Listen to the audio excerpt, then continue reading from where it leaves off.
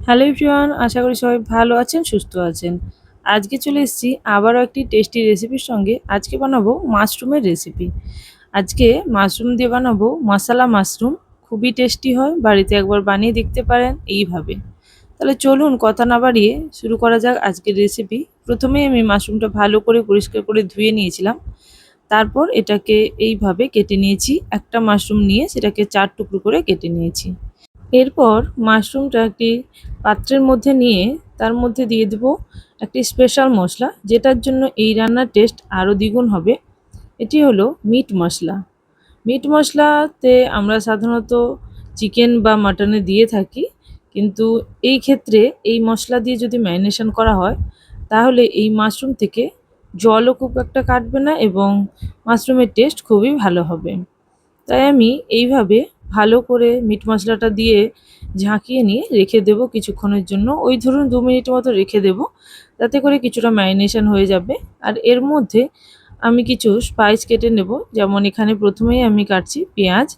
পেঁয়াজ আমি এরকম ছোট টুকরো করেই কাটবো, একেবারে রাফলি চপ করব। ছোট ছোট টুকরো করে আপনারা যেইভাবে পারেন কেটে নিতে পারেন। এরপর আমি কেটে নেব টমেটো। এখানে মাঝারি সাইজের 3টে টমেটো নেব। আপনারা যদি বড় সাইজের নেন সেক্ষেত্রে 2টো দিলেও হবে। টমেটোর পরিমাপটা একটু বেশিই থাকবে এই রান্নাতে, তাই অবশ্যই টমেটোটা একটু বেশি পরিমাণেই দেবেন।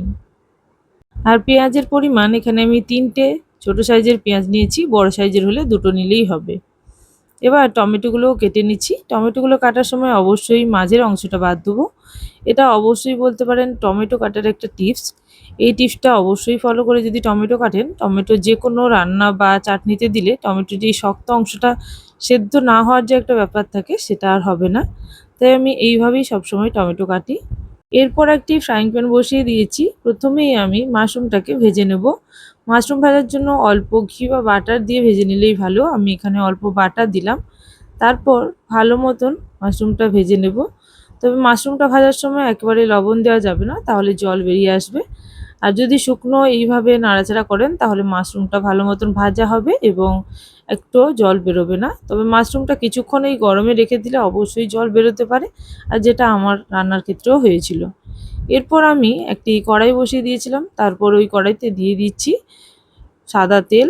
সাদা তেলে দিয়ে দেবো ফোড়ন হিসাবে জিরে। 1/2 চামচ পরিমাণে জিরে দিলাম। জিরেটাকে ভালো মতন ভাজার জন্য টাইম দেব। জিরে ভাজা হয়ে গেলে এর মধ্যে আমি প্রথমেই দিয়ে দেবো পেঁয়াজের কুচিগুলো। পেঁয়াজটা দেওয়ার পরে বেশ কিছুক্ষণ নাড়াচাড়া করে নেব এবং পেঁয়াজটা যাতে খুব তাড়াতাড়ি নরম হয়ে যায় সেই জন্য আমি অল্প পরিমাণে লবণও দিয়ে দেবো এই পেঁয়াজের মধ্যে। হাই ফ্লেমে পেঁয়াজটাকে ভাজবো। গ্যাসের ফ্লেম হাই রেখে যদি পেঁয়াজটা ভাজা হয় তাহলে খুব তাড়াতাড়ি ভাজা হয়ে যাবে এবং চাইলে প্রয়োজন অনুযায়ী পেঁয়াজটাকে ভালো করে সেদ্ধ করার জন্য এটা আপনারা ঢাকনা দিয়েও দিতে পারেন। তবে এই মুহূর্তে আমি ঢাকনা দিচ্ছি না, অল্প লবণ দিচ্ছি। এবার ভালো মতো নাড়াচাড়া করে নিয়ে কিছুক্ষণ ভেজে নিয়েছি। পেঁয়াজটা যখন 80% ভাজা হয়ে যাবে তখন আমি দিয়ে দিলাম টমেটোর কুচি। টমেটো কুচিটা দেওয়ার পরে আবারও ভালো মতো নাড়াচাড়া করে টমেটোর সঙ্গে পেঁয়াজটাকে একই সঙ্গে ভাজতে থাকবো এবং দুটোই যাতে যতক্ষণ না পর্যন্ত গলে আসে এবং কালার চেঞ্জ হয় ততক্ষণ পর্যন্ত ভাজতে থাকবো। আর এই পর্যায়ে টমেটোটা যাতে খুব ভালো মতো সেদ্ধ হয়ে যায় তার জন্য আমি 2 মিনিটের জন্য ঢাকনা দিয়ে রাখবো। তারপর ঢাকনা খুলে নিয়ে আবারও মশলাটাকে কষানো শুরু করব। এখন 2 মিনিট হয়ে গেছে, আমি ঢাকনাটা খুলে নিচ্ছি। আশা করি টমেটোটা অনেকটাই নরম হয়ে গেছে। আমি আবারও ভালো করে নাড়াচাড়া করে নিচ্ছি। মশলাটা যত ভালো করে কষানো হবে ততই মাশরুমের টেস্ট ভালো হবে, কারণ মাশরুমও পনিরের মতন অল্প সময়ের মধ্যেই রান্না হয়ে যায়। তাই মশলাটা ভালো করে কষিয়ে নিয়ে মাশরুমটা দিলে মাশরুমটা সেদ্ধ হতে খুব বেশি টাইম লাগে না। তাই শুধুমাত্র মশলাটাই ভালো মতন কষাতে হবে এই রান্নায়। এরপর আমি বেসিক মশলা দিয়ে দিচ্ছি, যেমন হলুদের গুঁড়ো, লঙ্কার গুঁড়ো, জিরে গুঁড়ো এবং ধনের গুঁড়ো সবকিছুই এক এক করে দেব। এবার মশলা তো কষানো হয়ে গেছে প্রায়। এই মশলাগুলো কষানোর পর আমি আদা রসুনও দেব, কারণ আদা রসুন এই রান্নাতে কিন্তু একটি বিশেষ পার্ট অবলম্বন করবে, কারণ এই রান্নার টেস্টের জন্য আদা রসুন অবশ্যই প্রয়োজন। তবে যারা রসুন খান না তারা সেক্ষেত্রে আদাও দিতে পারেন। আর এদিকে আমার মশলাটাও বেশ ভালো মতন কষানো হয়ে গেছে, টমেটোটা নরম হয়ে গেছে আর পেঁয়াজটাও বেশ ভালো মতনই নরম হয়ে গেছে। এরপর আমি 2 মিনিটের জন্য মশলা থেকে তেল ছাড়ার জন্যই ঢাকনাটা দিচ্ছি। এই রান্নাটা যেহেতু জলের ব্যবহার খুবই অল্প হবে তাই একটুখানি ঢাকা চাপা দিয়ে রান্না করলে ভালো হয়। মশলা থেকে এবার তেল ছাড়তে শুরু করেছে, এবার আমি দিয়ে দিচ্ছি আদা রসুনের পেস্ট। আদা রসুনের পেস্ট দিয়ে আবারও ভালো মতন কষিয়ে নেব যতক্ষণ না পর্যন্ত আদা রসুনের কাঁচা ভাবটা চলে যায়। এই মশলাতে শুধুমাত্র টাইম লাগে মশলাটা কষানোর জন্য। তারপর পনির বা আমরা যেভাবে মাশরুম রান্না করি ঠিক সেইভাবেই রান্না হবে। অল্প সময়ের মধ্যেই রান্নাটা হয়ে যায়। এরপর আমি দিচ্ছি জিরে গুঁড়ো এবং ধনে গুঁড়ো, খুবই অল্প পরিমাণে 1/4 টিস্পুন করেই দিচ্ছি।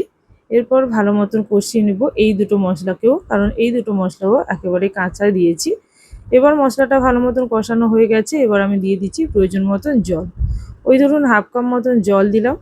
এরপর আমি মশলাটাকে ভালো মতন আবারও জলের সঙ্গে মিশিয়ে নিচ্ছি। আর তারপর দিয়ে দেবো মশলার বাটি ধোয়া জল, যেটা আমি মাশরুম ম্যারিনেশন করেছিলাম যেই বাটির মধ্যে, সেটাও দেবো। সেটাই কিছুক্ষণ পরে দেবো। তবে মাশরুমটা এখন দিয়ে দিচ্ছি, মাশরুমটা সেদ্ধ হতে টাইম লাগবে, তাই মাশরুমটাও দিয়ে দিলাম। মাশরুমটা সেদ্ধ হতে ওই 2 মিনিট মতনই টাইম লাগবে। মাশরুমের সঙ্গে দেখুন এখন কিন্তু গরমের জন্য মাশরুমের মধ্যে একটু হলেও জল বেরিয়েছে, আর সেই জল সমেত কিন্তু আমি মাশরুমটা দিয়ে দিলাম এখানে। এবার দিয়ে দিচ্ছি মশলার বাটি ধোয়া জল, সেটাও ভালো মতন দিয়ে কষিয়ে নেব। এরপর আবারও ঢাকনা দিয়ে রান্না হতে হবে 2 মিনিট মতন। তাতেই আমাদের রান্নাটা কিন্তু প্রায় রেডি হয়ে যাবে। তবে এই রান্নার শেষে একটি স্পেশাল মশলা দিতে হবে, যেটা আমি আগে থেকে রেডি করে রেখেছিলাম। সেই জন্যই আমি বলবো যে পুরো রান্নাটা আপনারা অবশ্যই দেখুন, তাহলেই বুঝতে পারবেন যে শেষে কি স্পেশাল মশলা দিলাম। এই পর্যায়ে আমি দিয়ে দেবো কাজু পেস্ট, যেটা আমি 5 থেকে 7টি কাজু অল্প জলের মধ্যে ভিজিয়ে রেখে তারপর ভালো মতন পেস্ট করে নিয়েছিলাম। এবার এই মশলাটা দিয়ে ওই 2 মিনিট মতন ভালো করে নাড়াচাড়া করে নিচ্ছি। তবে এই পর্যায়ে 2 মিনিট থেকে আরও কমও করতে পারেন, কারণ কাজুটা খুব বেশি ভাজার প্রয়োজন নেই। এখানে অল্প ভাজলেই দেখবেন কাজু থেকে তেল ছাড়তে শুরু করেছে এবং গ্রেভিটা বেশ ঘন হতে শুরু করেছে।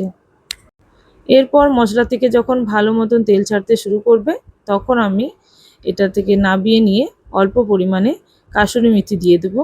তাই আমি কয়েক মিনিটের জন্য ঢাকনা দিয়ে দিলাম। ঢাকনাটা দেওয়ার সময় অবশ্যই গ্যাসের ফ্লেম স্লো রাখতে হবে, কারণ কাজু দেওয়ার পর নিচে বসে যেতে পারে। আর এই রান্নাটা অবশ্যই একটু মোটা ধরনের পাত্রতে করার চেষ্টা করবেন, তাতে করে রান্নাটা আর নিচে বসে যাবে না। একেবারে শেষে দিয়ে দিলাম কাসুরি মেথি। আর এরপর কিন্তু রান্নাটা একেবারেই রেডি। গরম গরম রুটি কিংবা পরোটার সঙ্গে এই রেসিপিটি সার্ভ করা যেতে পারে। বাড়িতে গেস্ট এলে যখন চিকেন রান্না করতে ইচ্ছে করছে না বা চিকেন খেয়ে বোর হয়ে গেছেন, তাহলে এই রেসিপিটি একবার বানিয়ে দেখতে পারেন। চিকেনের টেস্টকেও হার মানাবে এই রেসিপিটি। ভালো লাগলে অবশ্যই কমেন্ট সেকশানে জানাবেন। তাহলে আজকের জন্য এই পর্যন্ত। আবারও চলে আসবো নতুন একটি রেসিপির সঙ্গে। ততক্ষণের জন্য সবাই ভালো থাকবেন, সুস্থ থাকবেন। Thank you for watching my video.